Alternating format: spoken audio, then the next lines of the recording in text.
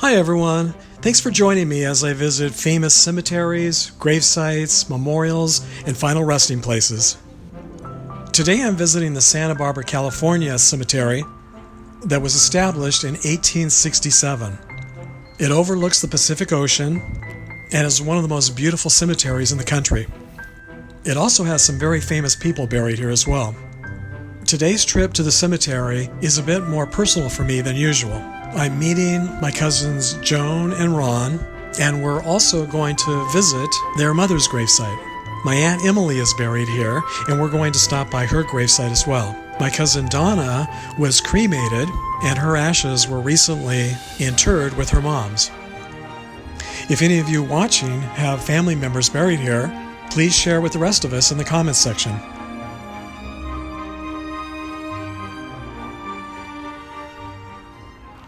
Well, here we are in Santa Barbara.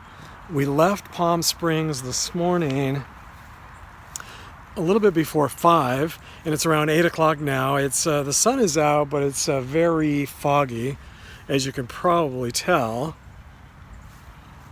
The ocean is right behind me here. That's the ocean. If we're here long enough and the fog burns off, maybe we'll be able to see the beautiful blue ocean, it's really nice. It's a beautiful location right here on the ocean here in Santa Barbara. And the first person that I wanted to visit here, boy, that sun is very bright. I think I'm going to put on my sunglasses. Still very bright, but the first person I wanted to come to see if he was here yet is Tab Hunter. And you can see behind me those flowers. I'm pretty sure that's Tab Hunter's grave. The grave right next to him, that's his mother. So that's why I wanted to come to see his mother's gravesite, because I assumed he died just about a month ago. And so I assumed that if he was being buried traditionally, that he would probably be buried in the cemetery. I wasn't sure if he would be buried next to his mom or not, but there are 2 plots. It looks like there's another vacant plot there for his husband or his partner. I don't know if they were actually married, but they lived together here in Santa Barbara for many years, and he died here just, like I say, about a month ago. And these beautiful flowers, and you can see that the grave was just recently dug. I mean, it still shows the outline, and so it'll probably be a month or maybe longer before his headstone is placed. I'm not sure when I'll ever get back to Santa Barbara, but if I do, I'll definitely come back and check out his grave to see if he has a headstone yet. So many people these days are being cremated. I really thought that maybe he would be cremated, but it's nice to see that he's laid to rest here right next to his mother. So his last name, I guess, was Coster. The same as his mom, of course.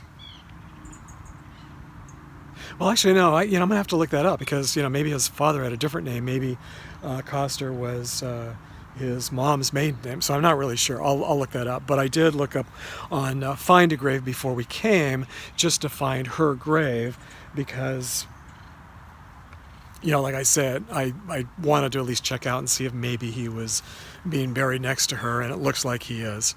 So I can't think of who else this could be. And since he just died a month ago, it makes sense that this is probably him. We drove in from Palm Springs this morning to visit with my cousins who live here in the Santa Barbara area. And so we're going to have lunch with them. They're going to meet us here in the cemetery, and we're going to tour the cemetery. My Aunt Emily is buried here, and so is my cousin Donna. She's interred here as well, so we're going to see. I haven't visited their graves before, so we're going to do that, and then we're going to see how many other famous graves we can find. Just give you a different angle here of Tab Hunter's flower arrangement here on his freshly dug grave. So until they arrive, we're going to search around and see what we can find, and then we'll continue once they're here. So let's head out and see who we can find. Al Gianfriddo was a Major League Baseball player with the Pittsburgh Pirates and the Brooklyn Dodgers.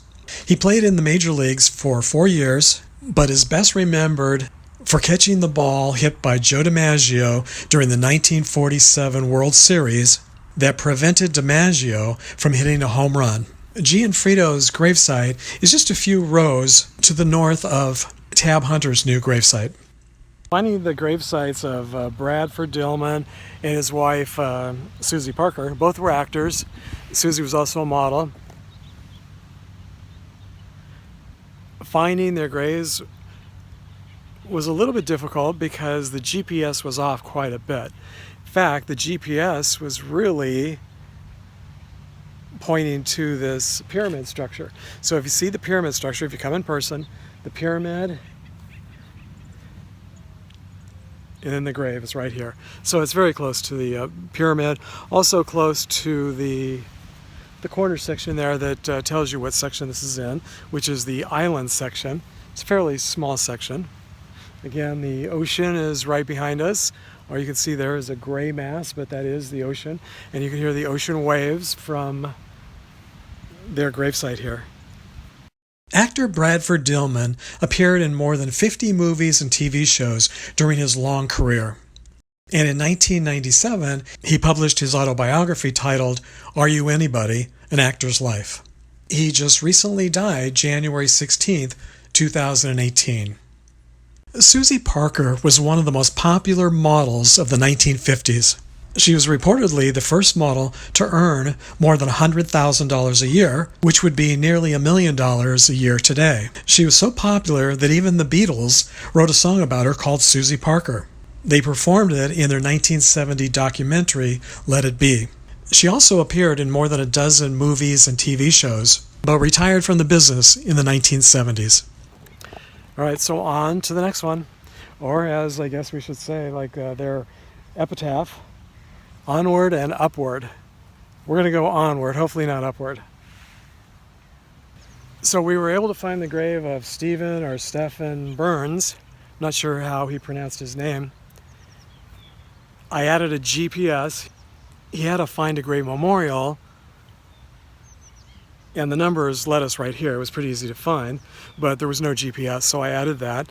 And you can see he's right here next to the pyramid mausoleum, and actually really close to Bradford Dillman and Suzy Parker. In fact, they're just 3 gravestones away from each other, or 2 gravestones away from each other, 2 rows away. So if you're having a hard time finding Bradford Dillman's, just do the, if you come in person, just do the GPS for Stephan Burns, and you'll be able to find both of them very easily.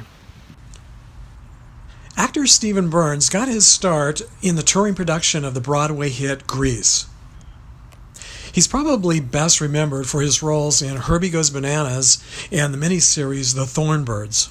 His life and his career were cut short at the young age of 35 when he died from AIDS in 1990. According to his wiki page, he contracted the disease from an emergency blood transfusion following an auto accident. His career was short, but his memorable screen roles will be a part of his legacy forever. The Santa Barbara Cemetery is, I would say, a medium-sized cemetery. While we were waiting for my cousins to arrive, we were searching primarily in and around the island section, which is where the large pyramid mausoleum is located. And what we didn't realize until after they arrived is that my Aunt Emily's grave is located near the pyramid, and we were just steps away from her grave and didn't even realize it. How weird is that?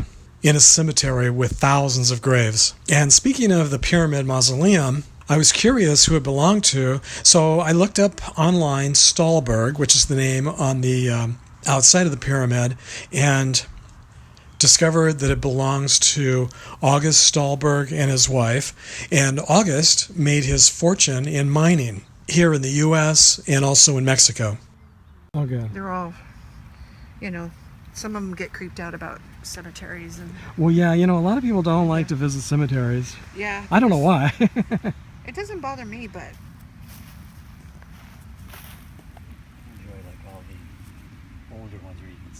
Here's a picture from the 1950s of my Aunt Emily on the left, my Uncle Ted on the right, and me in the middle. And here's a picture of my cousin Donna in the 1960s. It's nice to finally get to visit their shared gravesite. There's Sam Battistone over there. That, Oh yeah, well, I want to go over there. He did Sambos, right? He's Sambos, and I worked at Sambos. That was my first waitressing job. You did? I was like 15, and I worked for the one in Galena. And remember, Grandma used to take us over to that one. Well, as a kid, I remember going all the time in Palm Springs. Yeah, she used to take us all the time. And how funny! I didn't know that you worked there. Yeah, that was my first job. I lied to him. I told him I was Nancarrow, and he owned the chain of Carrows restaurants. Carrows restaurants? Carrows restaurants. Really? Yeah. This is the Carrows guy? Yeah, so this is the Carrow guy.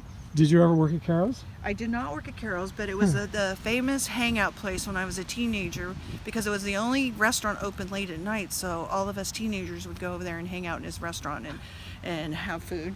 That is so interesting. That's his wife. And I went to high school with her son. Really? And he's passed on already of cancer. Really? I don't know where he's buried, but yeah, I don't see him nearby. But so they're right next door. Yeah. Right next door to Emily. Yeah, right next to door your to mom. her. Yeah. Wow. Mm-hmm. Did you know they were there? They got buried after Mom. Yeah. Yeah, but I knew that. Yeah, he was buried first. Did she pick out her grave before she died, or did you guys? We did.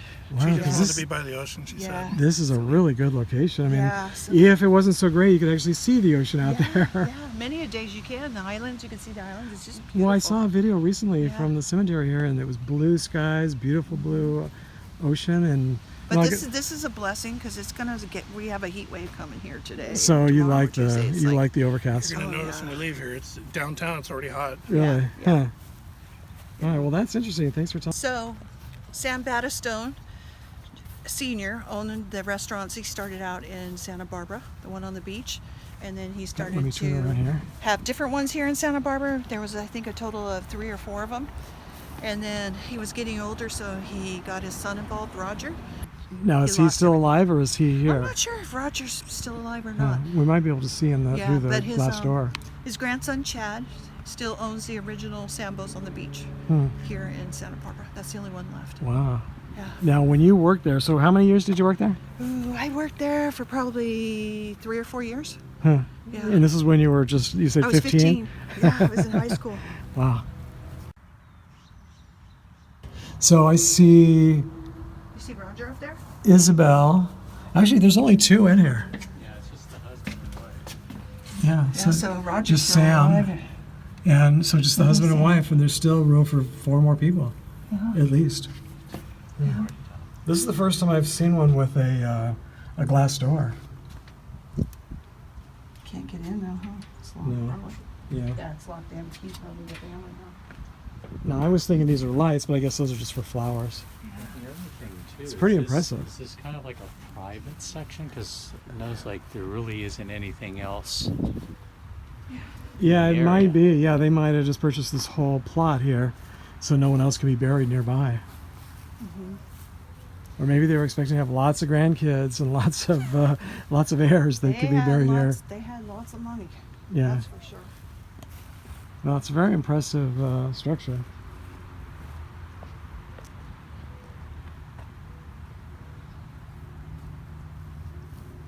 Isn't that sort of like a miniature take on the Acropolis? Yeah.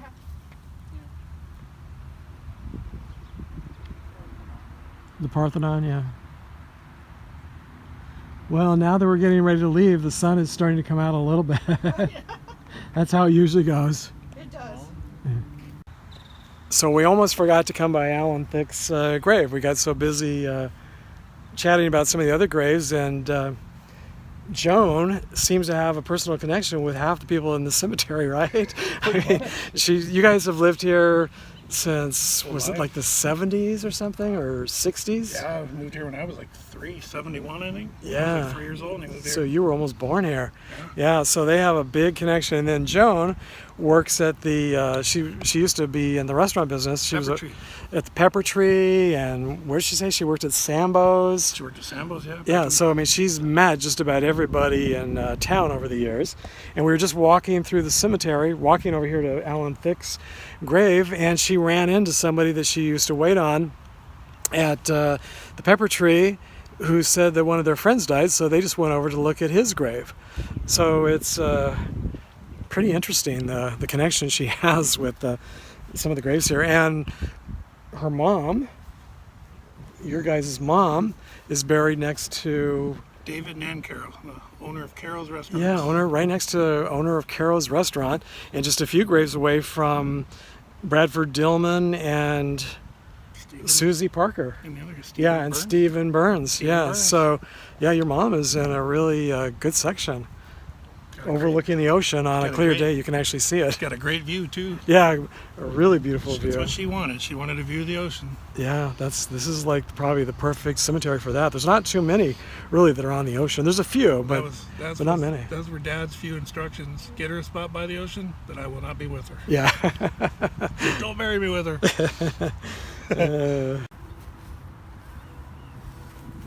Doesn't seem almost like a couple. Look at your tattoo. That's like definitely a perfect tattoo for the cemetery. It's kind of funny. Is that the Grim Reaper? Yeah, I'll be sitting. That's funny. I'll be sitting in line at a store, and all of a sudden, like a young girl, Mom, he's got death on his leg. And I'll look at him, and then the mom will be like, "Why do you have that?" And I said, "Well, I was special forces, and I murdered like over 1,700 Vietnamese." They look at me and they're just like, "You're not old enough." I said, "I'm kidding you, ma'am." I said, "Do you see Raiders on the top? It has nothing to do with death." So now, why the Raiders? Why the? It's the Raiders, and these are the helmets of their division: Broncos, Chiefs, and Chargers. So it's not the Grim Reaper? Well, he is. He just killed the football teams. Oh, he killed. Oh, I see. And he's got Okay. he's got the All Raider right, so the banner. Raiders were like the Grim Reaper. Yeah, and they're killing the division. Okay. All right. So you're definitely a fan of the Raiders, huh? Oh yeah, got this one. That's great. I can't. It's one of those things that isn't fickle and change. I can't show you the one I got on my back. I started to go on my back of a demon, and the guy like colored it wrong. And I'm like, I'm like, That's the only bad thing about tattoos. You never know how they're going to come out. he's in jail right now. Because of your tattoo? No, he For those of you who are not familiar with Alan Thicke, he appeared in more than 40 movies and more than 30 TV shows during his long and successful career. He was an actor, a songwriter, comedian, and a TV, game, and talk show host, and was a regular on TV from 1969 until his death. He's also the father of singing star Robin Thicke. You may remember Robin Thicke's #1 hit single, Blurred Lines, from 2013. It was one of the most popular songs in the world that year. But Alan Thicke is probably best remembered for his role as Jason Seaver on the long-running TV sitcom Growing Pains. The popular American TV show ran from 1985 until 1992. And you might even remember that Leonardo DiCaprio got his start on the show. Have you heard of him? Do you know who he is? I know who he is, but I didn't know like I said, I didn't know if his last name had an E in it. I didn't know who Ronald Coleman is. Oh, you didn't? He's an actor. Oh yeah, he was very, very famous back. Yeah, his headstone. You know, Grandma and Grandpa probably really knew who he was. Well, I think he owned half of, anyway, San Ysidro Ranch. Oh, that's right. That's right. Yeah. He invested in that. I wonder if Danny Kaye's up here. I don't think he's in this cemetery. No. Yeah, Fitz Parker is. Is he real? Danny Kaye, was he like real popular up Oh here in yeah, Santa Barbara? he was always at the ranch. Just Yeah. popular. Yeah, he lived there almost. He was always there. Yeah, I was reading something or watching a little video the other day, and they were talking about the ranch and how everybody, all the Hollywood celebrities, would come up and stay, and it sounded like a real interesting place. Ronald Coleman began his acting career in silent films.